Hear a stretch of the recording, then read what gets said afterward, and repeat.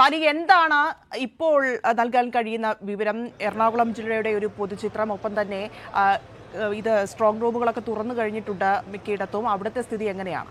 പ്രിയ, കുസാറ്റ് കൊച്ചി ശാസ്ത്ര സാങ്കേതിക സർവകലാശാലയിലാണ് എറണാകുളം ലോക്സഭാ മണ്ഡലത്തിൻ്റെ കൗണ്ടിങ്. കുസാറ്റിലെ വിവിധ ഹാളുകളിലായി 7+1 8 സ്റ്റേഷനുകൾ, കൗണ്ടിംഗ് സ്റ്റേഷനുകൾ സജ്ജീകരിച്ചിട്ടുണ്ട്.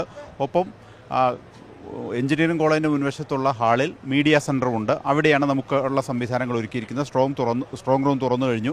അല്പസമയത്തിനകം തന്നെ അതാത് കേന്ദ്രങ്ങളിലേക്ക് അതാത് മെഷീനുകൾ മാറ്റി കൗണ്ടിംഗ് ആരംഭിക്കും. 8 മണിക്ക് എല്ലായിടത്തും ഉള്ളതുപോലെ തന്നെ പോസ്റ്റൽ ബാലറ്റ് ആദ്യം, 8:30-ക്ക് EVM. ഒരു 9 മണിയോടുകൂടി ആദ്യ സൂചനകൾ, കൃത്യമായി തന്നെ ആദ്യ റൗണ്ടിൻ്റെ സൂചനകൾ ലഭിച്ചു തുടങ്ങും എന്നുള്ളതാണ് നമ്മൾ കരുതുന്നത്.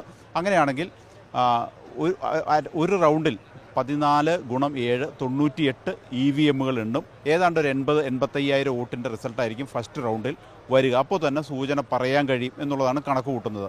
പൊതുവിൽ സംസ്ഥാനത്ത് എല്ലായിടത്തും അങ്ങനെ തന്നെയാണ്, ഇവിടെ അങ്ങനെ തന്നെയാണ്. ഇനി എറണാകുളത്തിൻ്റെ ഒരു പൊതു രാഷ്ട്രീയ ചിത്രത്തിലേക്ക് വന്നാൽ നമുക്കൊക്കെ അറിയുന്നത് പോലെ ഒരു വലതുപക്ഷ ആഭിമുഖ്യമുള്ള മണ്ഡലം തന്നെയാണ് എറണാകുളം എന്ന കാര്യത്തിൽ തർക്കമില്ല. കാരണം കഴിഞ്ഞ തവണ 1,69,200-ലധികം വോട്ടുകൾക്കാണ് IB ഈ മണ്ഡലം UDFനൊപ്പം ചേർത്തത്. മുൻപ് ഒരു 5-6 തവണ ഇടതുപക്ഷത്തോടൊപ്പം അത് സ്വതന്ത്രരെയൊക്കെ നിർത്തി ഇടതുപക്ഷം മത്സരിപ്പിച്ച് ഈ മണ്ഡലം പിടിച്ചിട്ടുണ്ട്. സെബാസ്റ്റ്യൻ പോൾ, സേവ്യർ ഇറക്കൽ തുടങ്ങി ചില ഇടത് സ്ഥാനാർത്ഥികൾ മണ്ഡലം പിടിച്ചിട്ടുണ്ട്. പക്ഷേ പൊതുവിൽ ചരിത്രം പരിശോധിച്ചാൽ UDFനൊപ്പമാണ്. ആ കണക്കിൽ തന്നെയാണ് UDFൻ്റെ പ്രതീക്ഷയും. UDF മുന്നോട്ട് വയ്ക്കുന്നു അത് തന്നെയാണ്. ഇക്കുറിയും അത് ആവർത്തിക്കും എന്ന് UDF ഉറച്ചു വിശ്വസിക്കുന്നു. പക്ഷേ 1,69,000 എന്ന കഴിഞ്ഞ തവണത്തെ ഭൂരിപക്ഷത്തിൽ നിന്ന് വളരെ കുറയും എന്ന് വളരെ പേഴ്സണലായിട്ട് സംസാരിക്കുമ്പോൾ കോൺഗ്രസ് നേതാക്കൾ സമ്മതിക്കുന്നുണ്ട്. അതിന് പല കാരണങ്ങളുമുണ്ട്.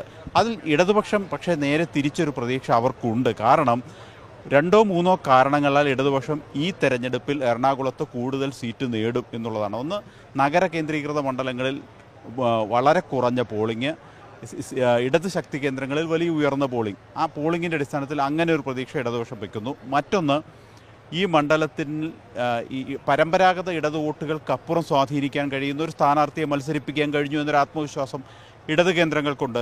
KJ ഷൈൻ ടീച്ചറെ സംബന്ധിച്ചിടത്തോളം പരമ്പരാഗത ഇടത് വോട്ടുകൾക്കപ്പുറത്തേക്ക് പെനിട്രേറ്റ് ചെയ്യാൻ കഴിയുന്ന ഒരു സ്ഥാനാർത്ഥിയാണ് എന്ന് തന്നെയാണ് ഇടതുപക്ഷത്തിൻ്റെ പ്രതീക്ഷ. അതുകൊണ്ടുകൂടിയാണ് അപ്രതീക്ഷിത സ്ഥാനാർത്ഥി എന്ന ലേബലോടെ ഷൈൻ ടീച്ചർ രംഗത്തെത്തുകയും വലിയ വേഗതയിൽ ജനമനസ്സുകൾ ഇടം നേടുകയും വളരെ ശക്തമായ പ്രചരണ രംഗത്ത് കാഴ്ചവെക്കുകയും ഒക്കെ ചെയ്തത്. അത് ഒരു അധിക മെറിറ്റാണ് എന്ന് LDF കരുതുന്നുണ്ട്. അതൊന്ന്. മറ്റൊന്ന്, ഈ മണ്ഡലം നഗര കേന്ദ്രീകൃത മണ്ഡലമാണ്. വികസനം സ്വാഭാവികമായും ചർച്ച ചെയ്യപ്പെട്ടു. വികസനം കേന്ദ്രീകരിച്ചുള്ള ചർച്ചയാണ് ഇടതുപക്ഷം മുന്നോട്ട് വെച്ചത്. 1-2 പിണറായി സർക്കാരുകൾ ഈ മണ്ഡലത്തിന്, എറണാകുളം നഗരത്തിനും മെട്രോ സിറ്റിക്കും ഒക്കെ വേണ്ടി നടപ്പിലാക്കിയ വാട്ടർ മെട്രോ, മെട്രോ റെയിൽ തുടങ്ങി ഒട്ടനവധി പദ്ധതികളുണ്ട്. ആ പദ്ധതികളൊക്കെ മുന്നിൽ വെച്ച് അത് ഒരു ജനവിഭാഗത്തെ, അതായത് ഒരു കാലത്തും ഇടതുപക്ഷത്തിന് ഊട്ടിയാത്ത സമ്പന്ന മധ്യവർഗ വിഭാഗങ്ങളെ ഇടതുപക്ഷത്തിലേക്ക് ആകർഷിക്കാൻ കഴിയുന്ന ഒരു ഘടകമായി വികസനം മാറിയിട്ടുണ്ട് എന്ന് ഇടതുപക്ഷം വിശ്വസിക്കുന്നുണ്ട്. അതൊരു പ്രധാനപ്പെട്ട ഘടകമാണ്. അതിനേക്കാൾ പ്രധാനപ്പെട്ടത്, കഴിഞ്ഞ തെരഞ്ഞെടുപ്പിൽ 1,69,000 എന്ന വലിയ ഹ്യൂജ് കണക്കിൽ നിന്നും നിയമസഭാ തെരഞ്ഞെടുപ്പിലെത്തിയപ്പോൾ UDFൻ്റെ ഭൂരിപക്ഷം 9,000 കുറഞ്ഞിട്ടുണ്ട്. അപ്പോൾ അത് മണ്ഡലത്തിൻ്റെ രാഷ്ട്രീയ പരിതസ്ഥിതിയിൽ വരുന്ന മാറ്റത്തിൻ്റെ കൂടി സൂചനയാണ് എന്ന് ഇടതുപക്ഷം വിശ്വസിക്കുന്നു. കാരണം ചില ജനവിഭാഗങ്ങൾ അധികമായി ഇടതുപക്ഷത്തോട് ആഭിമുഖ്യം പുലർത്തുന്ന സാഹചര്യം കഴിഞ്ഞ നിയമസഭാ തെരഞ്ഞെടുപ്പിൽ ഉണ്ടായിട്ടുണ്ട്. അതുകൊണ്ടാണ് പരമ്പരാഗതമായി വലതുപക്ഷത്തിന് വലിയ ഭൂരിപക്ഷം നൽകിയ തെരഞ്ഞെടുപ്പുകളിൽ നിന്ന് ഭിന്നമായി നിയമസഭാ തെരഞ്ഞെടുപ്പിൽ ഈ 7 നിയമസഭാ മണ്ഡലങ്ങൾ മാത്രം മാറ്റി നിർത്തി പരിശോധിച്ചാൽ 9,000-ലധികം വോട്ടുകൾ മാത്രമാണ് UDFൻ്റെ ലീഡ്. അപ്പോൾ ഈ 3 ഘടകങ്ങളാണ് ഇടതുപക്ഷത്തിന് ഈ മണ്ഡലത്തിൽ ഒരു അട്ടിമറി വിജയം സാധ്യമാണ് എന്ന പ്രതീക്ഷയിലേക്ക് എത്തിച്ചിരിക്കുന്നത്. ആ പ്രതീക്ഷയിലാണ് തെരഞ്ഞെടുപ്പിൻ്റെ സ്ഥാനാർത്ഥി പ്രഖ്യാപനം മുതൽ, അല്ലെങ്കിൽ തെരഞ്ഞെടുപ്പ് പ്രഖ്യാപനം മുതൽ അവസാനം ഇപ്പോൾ ഈ നിമിഷം വരെ ഇടതുപക്ഷം അതിനനുസരിച്ചുള്ള ക്യാമ്പയിനും പ്രചരണവും പ്രതീക്ഷകളും ഒക്കെയാണ് പങ്കുവെച്ചതും നടത്തിയതും. അതുകൊണ്ട് തന്നെ ഇടതു ക്യാമ്പും ഇവിടെ പ്രതീക്ഷയിലാണ്. നേരത്തെ ഞാൻ പറഞ്ഞതുപോലെ ഈ മണ്ഡലത്തിൻ്റെ പരമ്പരാഗത വലതു സ്വഭാവത്തിൽ തന്നെയാണ് UDFൻ്റെ പ്രതീക്ഷ. BJPയെ സംബന്ധിച്ചിടത്തോളം കഴിഞ്ഞ തവണത്തേക്കാളൊക്കെ കുറഞ്ഞ വോട്ട് മാത്രം നേടും എന്നാണ് പൊതുവിൽ വിലയിരുത്തപ്പെടുന്നത്. അതിന് പല ഘടകങ്ങളുണ്ട്. സ്ഥാനാർത്ഥി മാറിയതും ഒക്കെ അടക്കം പല പ്രശ്നങ്ങളുണ്ട്. അപ്പോൾ ഈ BJP NDA ക്യാമ്പിൽ നിന്ന് ചോരുന്ന വോട്ടുകൾ അത് UDFന് അനുകൂലമായി വീഴും എന്നൊരു പ്രതീക്ഷ കൂടി UDFനുണ്ട്.